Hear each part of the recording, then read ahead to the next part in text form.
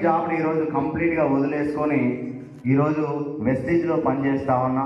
మరి ఎందుకయ్యా government job రావదు కదా అందరికీ, నువ్వు వచ్చినటువంటి గవర్నమెంట్ జాబ్ని ఎందుకు వదిలేసుకొని ఇక్కడికి వచ్చినావు అంటే, సో ఒకటే రీజన్, ఆ రీజన్ వచ్చేసి పేదరికం, అంతే, కటిక దరిద్రం.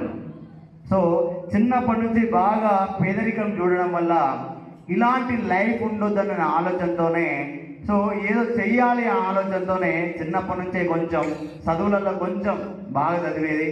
అట్లా చదివితే 23 సంవత్సరాలు ఎడ్యుకేషన్ ఎంఎస్సీ బీఈడి జాబ్ రాలేదు.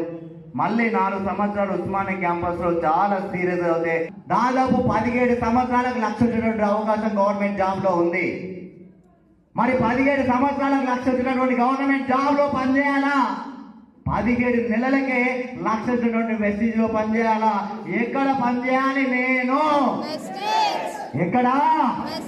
సో 1,00,000 నుంచి 1,11,000, 1,15,000, 1,81, 1,97, 2,55,000, 2,39,000, 2,27, 2,66, 2,99, 3 లక్షలు highest income. And last month income ఎంత అంటే 4,61,900 చిల్లర తీసుకున్నా.